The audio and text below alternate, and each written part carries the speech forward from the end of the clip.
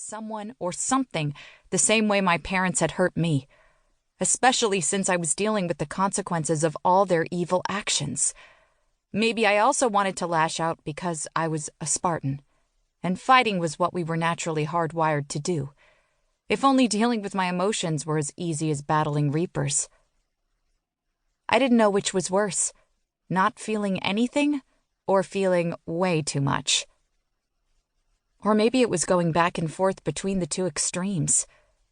Either way, the cold numbness and hot anger had been my constant companions ever since the day I found out about my parents.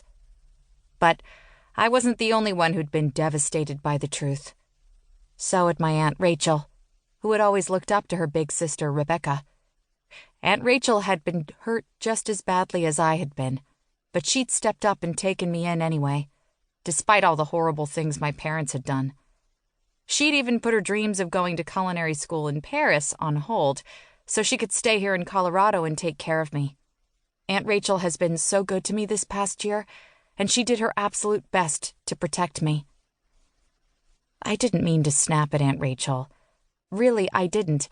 That was my hot anger boiling up through the icy numbness and getting the best of me. Sometimes, though, it was hard to even look at her, since she had the same long, glossy black hair, green eyes, and pretty features that my mom had.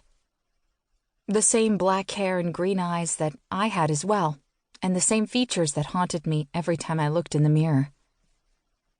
More than once, I had thought about dyeing my hair neon pink, or wearing violet contacts so I wouldn't look so much like my mom anymore. Who wanted to be the daughter of notorious Reaper assassins, much less look exactly like one of them?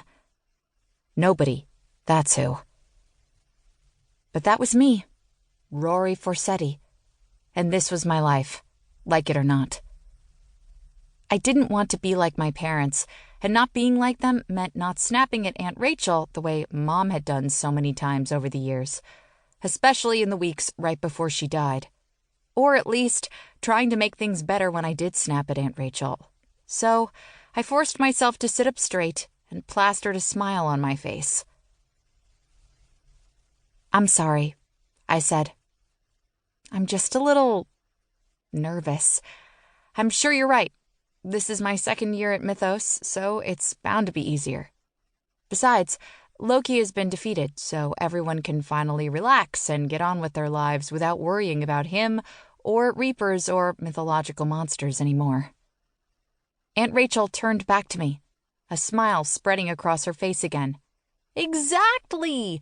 And everyone knows how much you helped Gwen and her friends defeat Loki at the Battle of Mythos Academy. They know that you're a good person, Rory. A hero, just like Gwen is. My dad, Tyson, and Gwen's dad, Tyr, were brothers, which made Gwen my first cousin. Gwen Frost was kind of a big deal in the Mythos Academy world these days. Okay, so she was more than just a big deal. She was like a freaking princess now, since, she'd found a way to trap Loki and keep everyone safe from the evil god forever. Several months ago, Loki and his Reapers of Chaos had stormed onto the Mythos Academy campus in Cypress Mountain, North Carolina, in one last desperate attempt to recover an ancient artifact that would restore Loki to full health so he could enslave us all. But Gwen had beaten the god, tricked him into almost killing her, so that she could sacrifice herself to trap him and save us.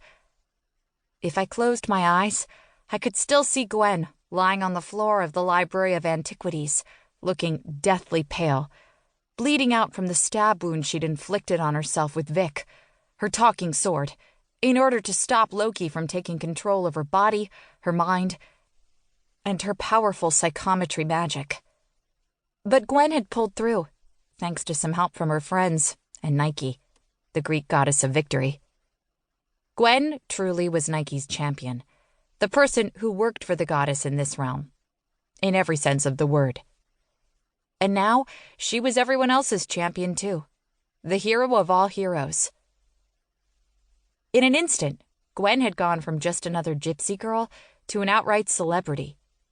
Gwen had told me that every time she walked across campus or worked at her job in the Library of Antiquities,